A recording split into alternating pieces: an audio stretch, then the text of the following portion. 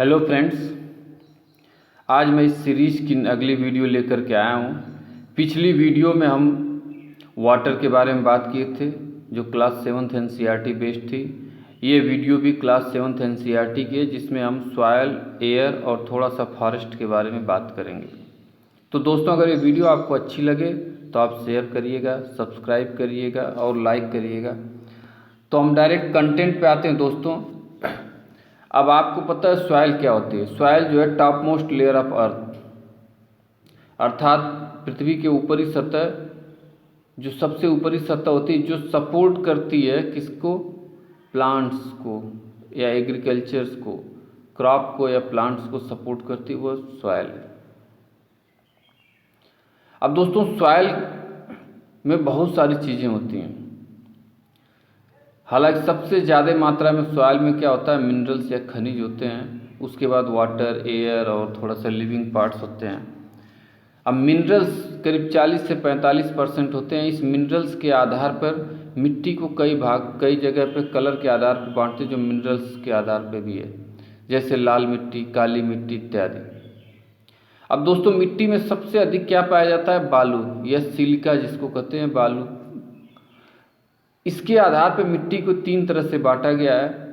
वे मिट्टी जिसमें बालू के बड़े कण और ज़्यादा मात्रा में बालू होता है उसको क्या बोलते हैं, सैंडी सॉइल या बलुई मिट्टी।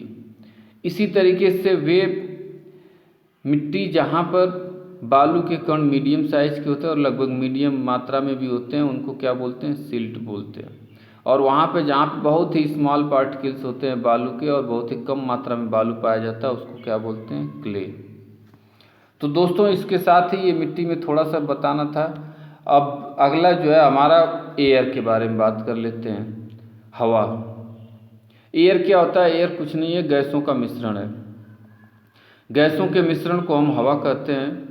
अब गैसों का मिश्रण जो हमारे चारों तरफ है उसको हम क्या बोलते हैं, एटमॉस्फेयर। अब हमारे चारों तरफ जो एटमॉस्फेयर है दोस्तों, उसमें सबसे अधिक कौन सी मात्रा, करीब 78% जो है हमारी क्या पाई जाती है,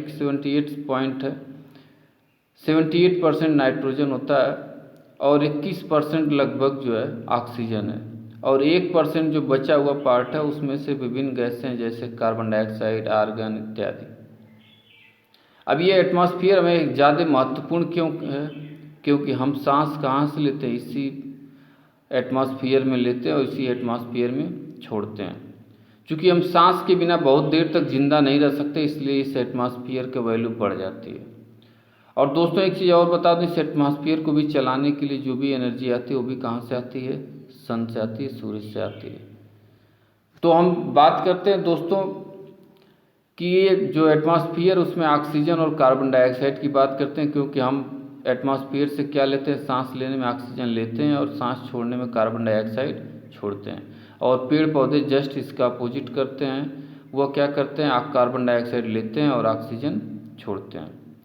तो अब इस एटमॉस्फेयर में ऑक्सीजन का क्या स्रोत है, ऑक्सीजन का एकमात्र स्रोत है वो है फोटोसिंथेसिस के माध्यम से हरे पेड़ पौधे ऑक्सीजन रिलीज करते हैं। अब इस पर थोड़ा सा बता दें कि सूर्य की रोशनी में हरे पेड़ पौधे जो हरे होते हैं, हरित लवक के कारण, क्लोरोफिल के कारण, क्लोरोफिल सूर्य का प्रकाश, कार्बन डाइऑक्साइड और पानी की उपस्थिति में ये पेड़ पौधे अपना भोजन बनाते हैं, जिसमें भोजन बनाने की प्रक्रिया में वो ऑक्सीजन को रिलीज करते हैं, ऑक्सीजन छोड़ते हैं। अब वो ऑक्सीजन हमारे काम की आती है। हालांकि हम क्या सांस लेने के बाद हम अंदर लेते हैं ऑक्सीजन और छोड़ते क्या है, कार्बन डाइऑक्साइड। तो कार्बन डाइऑक्साइड के सोर्स देख लेते हैं। कार्बन डाइऑक्साइड जो हम सांस छोड़ने से, किसी भी चीज़ को जलने के लिए ऑक्सीजन की जरूरत पड़ती है और जब वो जल जाती है तो कार्बन डाइऑक्साइड में बदल जाती है। डीकम्पोजिशन, किसी चीज़ को सड़ने गलने के लिए जो है, सड़ने गलने से भी वहाँ पर गैसेज रिलीज होती है, जिसमें विशेष तौर पर कार्बन डाइऑक्साइड और मीथेन होती है। इसके अलावा बहुत बड़ी मात्रा में जो है कार्बन डाइऑक्साइड गैस और अन्य गैसेज निकलती हैं जब कहीं पे वॉल्केनिक एरप्शन होता है, तो वह बहुत ही अधिक मात्रा में होती है। तो दोस्तों, यहाँ पे हम एयर के बारे में देख लिया कि एयर का एकमात्र जो हमारी ऑक्सीजन जो हमारे लिए महत्वपूर्ण, उसका स्रोत कौन सा, हरे पेड़ पौधे हैं। अब हरे पेड़ पौधे क्या होते हैं, आजकल क्या होता है, जहाँ पे 4-5 पेड़ पौधे हो गए, बच्चे उसको जंगल मान लेते हैं। अब विशेष करके जो अर्बन एरिया में और सेमी अर्बन एरिया के बच्चे उनको तो लगता है कि 2 पेड़ देख लिए तो ये फॉरेस्ट हो गया। ऐसा नहीं है। फॉरेस्ट एक बड़ी लैंड में, लार्ज एरिया में फैला हुआ होता है, जिसमें ढेर सारे पेड़ पौधे कई वैरायटी के, और उसमें कई बार वाइल्ड लाइफ भी सपोर्ट करता है। अच्छा दोस्तों, फॉरेस्ट की मैं बात कर लेता हूँ। फॉरेस्ट हमारे लिए क्यों महत्वपूर्ण है। पहले तो इसमें हरे पेड़ पौधे, अभी हमने बताया था ऑक्सीजन के लिए कि हमारे पास पेड़ पौधों की बहुत ज़रूरत है, क्योंकि ऑक्सीजन वहीं से मिलने वाला है। इसके अलावा पेड़ पौधों से हमें जो है टिम्बर मिलती है, लकड़ी मिलती है, मेडिसिन मिलती है, दवाएं मिलती हैं। अब जैसे नीम तो पूरा एकदम दवाओं का खान है। अभी देखिए कोरोना के इस दौर में क्लोरोक्विन दवा जो होती है सिनकोना पेड़ के पौधे से निकलती है। तो इस तरह से पेड़ पौधे मेडिसिन के लिए ज़रूरी हैं। रॉ मटेरियल फॉर इंडस्ट्रीज जो है, बड़ी बड़ी इंडस्ट्री जैसे पल्प पेपर इंडस्ट्री है, रबर इंडस्ट्री है, इनके लिए जो रॉ मटेरियल कहाँ से आता है, इसी फॉरेस्ट से आता है। इसके अलावा ये जो है वाइल्ड लाइफ को सपोर्ट करते हैं, जो हमारे बेहतरीन इकोसिस्टम चलाने के लिए ज़रूरी होता है।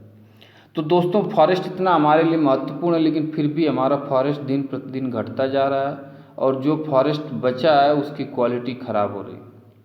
इसके बहुत सारे कारण हैं जिसको हम बाद में चर्चा करेंगे, लेकिन इनको बचाने के लिए हमारे पास क्या प्रयास हो रहे हैं। अब हमारे लिए इसके लिए व्यक्तिगत प्रयास होना चाहिए कि हम कहीं पे पेड़ पौधों को न काटें, अगर काटते हैं तो वहाँ पे पेड़ पौधों को पुनः लगाएं।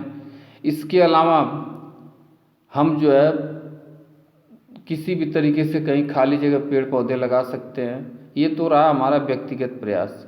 अब हमारी सरकार जो है, केंद्र सरकार एवं राज्य सरकार विभिन्न प्रकार के प्रोग्राम पॉलिसीज के माध्यम से फॉरेस्ट को बचाने और उसको बढ़ाने का काम कर रही है। इसमें एक है इन वीवो का मतलब होता है नेचुरल तरीके से फॉरेस्ट को कंजर्व करें। नेचुरल तरीके से कंजर्व करने के लिए भारत सरकार ने 3 तरह की चीज़ें लाई हैं, जिसमें एक है biosphere reserve, national park, wild life sanctuaries. इनको इन वीवो कंजर्वेशन भी बोलते हैं। अब दोस्तों, सबसे पहले मैं इस पे बात करता हूँ कि ये वाइल्ड लाइफ सेंचुरीज, अब हमारे देश में, अब मैं इस पे पूरा डिटेल नहीं जाऊँगा वाइल्ड लाइफ सेंचुरीज क्या होती है, इसमें यह क्या होता है। वाइल्ड लाइफ में किसी स्पेसिफिक वाइल्ड लाइफ के बारे में बात होती है, उसको कंजर्व करने के लिए पूरे फॉरेस्ट को कंजर्व करते हैं। अब वाइल्ड लाइफ सेंचुरीज हमारे देश में 543 वाइल्ड लाइफ सेंचुरीज हैं, और करीब 25 वाइल्ड लाइफ सेंचुरीज हमारे उत्तर प्रदेश में अकेले हैं।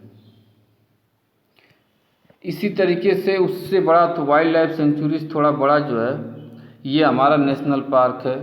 नेशनल पार्क में थोड़ा उससे बड़ी एरिया होती है, इसे इकोसिस्टम कंजर्व करते हैं। और हमारे देश में 104 नेशनल पार्क हैं, हमारे उत्तर प्रदेश में अकेले 15 नेशनल पार्क हैं, जिसमें से सबसे महत्वपूर्ण national park Dudhwa national park है, लखीमपुर खीरी में। इसके अलावा बायोस्फीयर रिजर्व, ये बहुत बड़ी एरिया होती है, बाद में आप पढ़ेंगे बायोस्फीयर रिजर्व क्या होता है, उसमें कोर एरिया, बफर एरिया, ये सब पढ़ेंगे।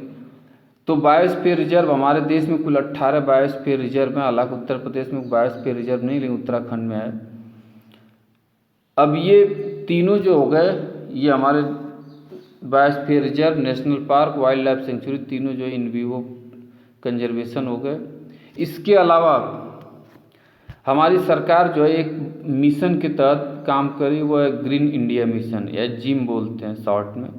ग्रीन इंडिया मिशन में हमारा यह प्रयास है कि भारत की लगभग जो भी उपलब्ध हमारे लैंड है, उसका 1/3 भाग में हमारा फॉरेस्ट या प्लांटेशन होना चाहिए, जिसके लिए सरकार लगातार विभिन्न तरीकों से इसको बढ़ाने का काम कर रही है। जो अभी हम कई प्रदेशों में तो है, लेकिन ज़्यादातर प्रदेशों में भी कम है, तो इसके लिए 1/3 लैंड पे फॉरेस्ट को प्रोड्यूस करने की बात हो रही है। अगला एक इको डेवलपमेंट। इको डेवलपमेंट ऐसी व्यवस्था है जिसमें क्या हुआ कि कई जगह फॉरेस्ट के आसपास रहने वाले लोगों को समस्या होती है, क्योंकि फॉरेस्ट नेशनल हमारी संपत्ति है। तो इसको बचाने के लिए फॉरेस्ट को एक केयरिंग एंड शेयरिंग नेचर पे, मतलब फॉरेस्ट के आसपास रहने वाले लोग फॉरेस्ट को बचाएंगे, और फॉरेस्ट से जो चीज़ें प्रोड्यूस होंगी उसमें उनकी हिस्सेदारी होगी। तो केयरिंग एंड शेयरिंग बेस्ड पे इको डेवलपमेंट प्रोग्राम शुरू किया गया है, जिससे फॉरेस्ट को बचाने के लिए हम काम कर रहे हैं। इसके अलावा ये जो सोशल फॉरेस्ट्री, एग्रो फॉरेस्ट्री बहुत महत्वपूर्ण है दोस्तों, क्योंकि हमारे जगह बहुत सी ज़मीनें जो है खाली हैं, जैसे रेलवे ट्रैक के किनारे, रोड के किनारे। ये क्या होता है, इनके जगह पे जो प्लांटेशन होता है या किसी खाली जगह पे सरकारी ज़मीन में, तो उसको हम बोलते हैं सोशल फॉरेस्ट्री। इसके अलावा हमारा देश एग्रीकल्चरल देश है, तो यहाँ पे लोग एग्रीकल्चर बहुत करते हैं, एग्रीकल्चर पे डिपेंडेंट हैं। तो एग्रीकल्चर लैंड के चारों तरफ पेड़ पौधे लगाना और बीच में एग्रीकल्चर करना, ये हमारा एग्रो फॉरेस्ट्री कहलाता है। ये आप जाएंगे उत्तर प्रदेश में खूब बड़े पैमाने पे किया जाता है, हरियाणा, उत्तर प्रदेश में। इसके अलावा अब जो है सरकार जो है वन महोत्सव, फॉरेस्ट डे इत्यादि मनाती है टू कंजर्व द फॉरेस्ट को, ताकि फॉरेस्ट और वाइल्ड लाइफ प्रमोट किया जाए और ये इनका ज़्यादा से ज़्यादा संरक्षण हो सके। तो दोस्तों आज के लिए बस इतना ही। अब ये बस जान लीजिए कि ये सब बेसिक्स वीडियो हैं, आगे हम जो है इस पर और डिटेल लाएंगे। इसके लिए आपको धन्यवाद। अगेन मैं रिक्वेस्ट करता हूं दोस्तों कि आप जो है सब्सक्राइब और शेयर ज़रूर करिएगा। इसके लिए आपको मैं एडवांस में थैंक यू।